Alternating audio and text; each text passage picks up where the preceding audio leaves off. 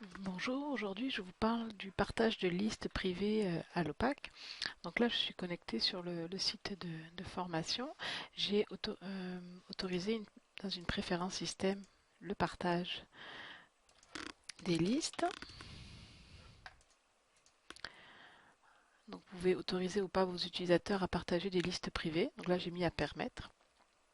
Donc à l'OPAC, un utilisateur va pouvoir partager ses listes privées qu'il va créer. Donc là par exemple sur le compte d'Anthony, il y a une liste privée qui s'appelle Chronique. Il faut que la personne aussi ait une adresse courriel car il va recevoir sur cette adresse courriel un courriel pour lui dire que sa liste a bien été partagée. Donc il faut que l'utilisateur qui partage une liste ait une adresse courriel dans son compte. Donc là c'est le cas. Donc j'ai deux boutons partage qui sont apparus. Donc ici partage ou alors quand on est dans la liste des listes. Dans l'onglet liste privée, j'ai un bouton partage. Donc en cliquant ici, je vais avoir un formulaire pour rentrer une adresse courriel. Donc là, je vais le partager à mon adresse et je clique sur envoyer. Donc là, il y a un courriel qui a été envoyé à marjorie.barrevilla pour partager la liste. Donc là, le courriel a été envoyé sur mon adresse, donc c'est l'adresse de Marjorie. Là, c'est le courriel que je viens de recevoir, donc en me disant qu'un utilisateur, Anthony Laquer, vous souhaite partager une liste. Donc là, je reçois un lien qui va confirmer le partage. Si je ne clique pas sur ce lien, euh, d'ici dans les 2 semaines qui suivent, le lien ne sera plus actif. Donc en cliquant sur ce lien-là, je vais juste me déconnecter pour ne pas avoir de conflit. En cliquant sur ce lien, l'utilisateur va arriver donc sur la page, sur le site. Il devra se connecter pour être dirigé directement sur la liste qui a été partagée.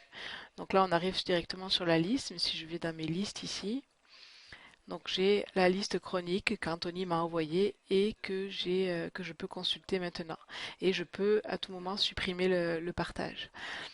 Selon les permissions qu'Anthony a mis dans sa liste, je peux juste la consulter ou supprimer le partage, mais je ne peux pas rajouter de documents ou en enlever.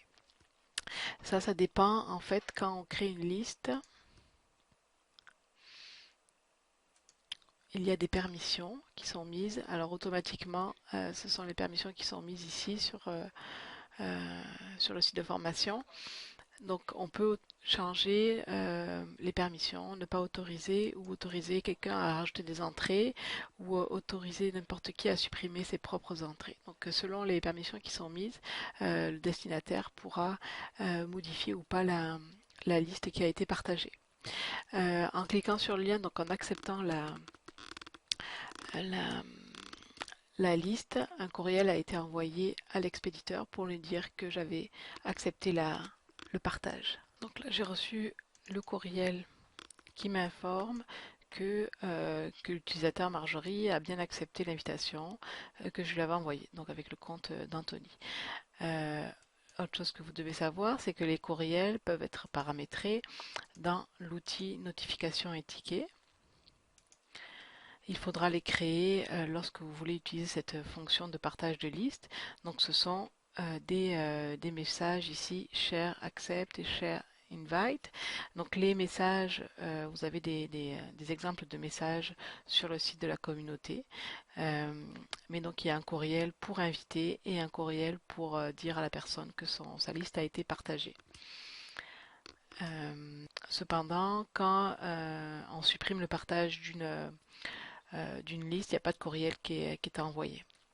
Donc là, si je supprime le partage, je n'aurai plus accès à la liste, mais ça n'a pas supprimé la liste dans le compte d'Anthony. Si je vous montre.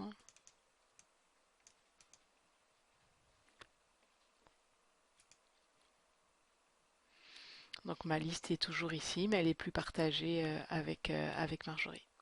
Voilà, merci.